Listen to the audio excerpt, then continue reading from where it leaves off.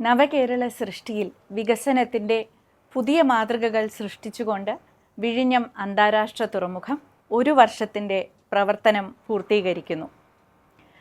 2024 July 12-ന് ആദരണീയനായ കേരള മുഖ്യമന്ത്രി ശ്രീ പിണറായി വിജയൻ അവർകൾ, ആദരണീയനായ കേന്ദ്രമന്ത്രി ശ്രീ സർബാനന്ദ് സോനോവാൾ അവർകളുടെ സാന്നിധ്യത്തിൽ നമ്മുടെ എല്ലാവരുടെയും കരഘോഷത്തിന് സാൻ ഫെർണാണ്ടോ എന്ന വമ്പൻ മദർഷിപ്പിനെ ഇവിടെ വരവേറ്റത് നമുക്കെല്ലാവർക്കും ഓർമ്മയുണ്ടാകും. അന്നു മുതൽ ഇന്നുവരെ നിരവധി കപ്പലുകളാണ് ചരക്കുകൾ കൊണ്ടുവന്ന് നമ്മുടെ വിഴിഞ്ഞം തുറമുഖത്ത് സുഗമമായി നങ്കുരമിട്ടതും നമ്മുടെ സേവനങ്ങൾ കൈപ്പറ്റി തിരിച്ചുപോയതും. അതോ ലോകത്തിൻ്റെ വിവിധ കോണുകളിലേക്കായി നമ്മുടെ വിഴിഞ്ഞം തുറമുഖത്തിൻ്റെ സേവനം ഇന്ന് എത്തിച്ചേർന്നിരിക്കുകയാണ് എന്ന് നമുക്ക് ഓരോരുത്തർക്കും അഭിമാനിക്കാം.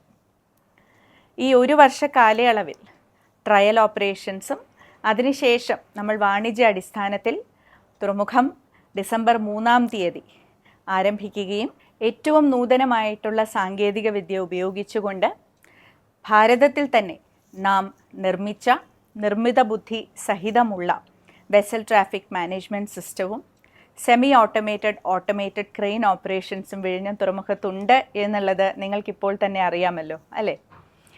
ഈ സാമഗ്രികളെല്ലാം തന്നെ കൈകാര്യം ചെയ്യുവാൻ ആവശ്യമായിട്ടുള്ള നൈപുണ്യം പകർന്നു നൽകുന്നതും നമ്മുടെ തുറമുഖത്തിനോടനുബന്ധിച്ച് നമ്മൾ ആരംഭിച്ച കമ്മ്യൂണിറ്റി സ്കില്ലിംഗ് സെൻറ്ററിൽ തന്നെയാണ്. എസാപ്പും വിസിലും അദാനി ഗ്രൂപ്പും കൂടി ചേർന്ന് നടത്തുന്ന കമ്മ്യൂണിറ്റി സ്കില്ലിംഗ് സെൻറ്ററിൽ ഇപ്പോൾ തന്നെ ഈ കഴിഞ്ഞ വർഷത്തിൽ തന്നെ നിരവധി വ്യക്തികൾ, ഉദ്യോഗാർത്ഥികൾ, യുവാക്കൾ വിവിധ ഇനം കോഴ്സുകളിലൂടെ കടന്നുപോയി വിഴിഞ്ഞത്തിൽ മാത്രമല്ല ഭാരതത്തിൽ മറ്റിടങ്ങളിലുമുള്ള നിരവധി പോർട്ടുകളിൽ ഇന്ന് ജോലി കൈപ്പറ്റിയിരിക്കുകയാണ്.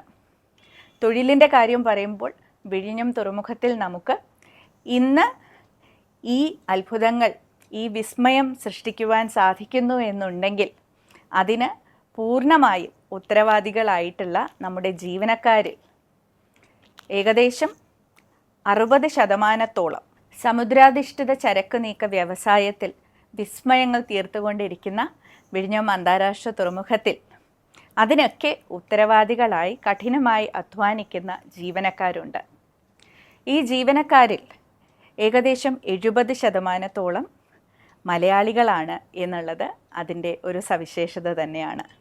എടുത്തു പറയണമെന്നുണ്ടെങ്കിൽ തിരുവനന്തപുരം ജില്ലയിൽ നിന്ന് തന്നെ 453 പേർക്കാണ് നിലവിൽ വിഴിഞ്ഞം തുറമുഖത്തിൽ നാം തൊഴിൽ നൽകിയിട്ടുള്ളത്. ഇവയിലും എടുത്തു പറയേണ്ടുന്ന മറ്റൊരു സവിശേഷതയുണ്ട്. നമ്മൾക്കറിയാവുന്നതുപോലെ ഇന്ത്യയുടെ പ്രധാനമന്ത്രി ശ്രീ നരേന്ദ്രമോദിജി അവർകൾ വിഴിഞ്ഞം തുറമുഖത്തിൽ എത്തിയപ്പോൾ ഏറ്റവും അധികം കൗതുകത്തോടുകൂടി കണ്ട് സംസാരിച്ചതും സംവദിച്ചതും നമ്മുടെ വിഴിഞ്ഞം തുറമുഖത്തിൻ്റെ വനിതാ ക്രെയിൻ ഓപ്പറേറ്റർമാരോട് കൂടിയായിരുന്നു. ഭാരതത്തിൽ തന്നെ ഇതാദ്യമായിട്ടാണ് വനിതകൾ ക്രെയിനുകൾ ഓപ്പറേറ്റ് ചെയ്യുന്നത് എന്നുള്ളത് ഒരു സവിശേഷത കൂടിയാണ്. നമ്മുടെ 9 വനിതകളാണ്, 9 സ്ത്രീരത്നങ്ങളാണ് നമ്മുടെ ക്രെയിൻ ഓപ്പറേറ്റേഴ്സായി വിഴിഞ്ഞം അന്താരാഷ്ട്ര തുറമുഖത്തിൽ തൊഴിലെടുക്കുന്നത്. ഇവരിൽ 7 പേർ വിഴിഞ്ഞം പ്രദേശത്തിൽ നിന്ന് തന്നെയുള്ളവരാണ് എന്നുള്ളത് കൂടി എടുത്തു പറയേണ്ടുന്നതാണ്.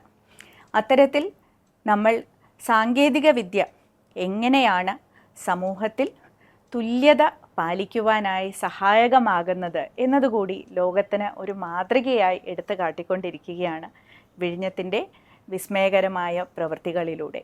വർഷമൊന്നായി നമ്മൾ ഇനിയുള്ള ഈ ജൈത്രയാത്ര എങ്ങനെയാണ് തുടരുന്നത് എന്നുള്ളതിനെക്കുറിച്ച് വ്യക്തമായ ഒരു കാഴ്ചപ്പാടോടു കൂടിയാണ് കേരള സർക്കാർ മുന്നോട്ട് പോകുന്നത്. 2025 തന്നെ നമ്മൾ വിഴിഞ്ഞം അന്താരാഷ്ട്ര തുറമുഖത്തിൻ്റെ അടുത്ത ഘട്ട നിർമ്മാണം ആരംഭിക്കാൻ പോവുകയാണ്.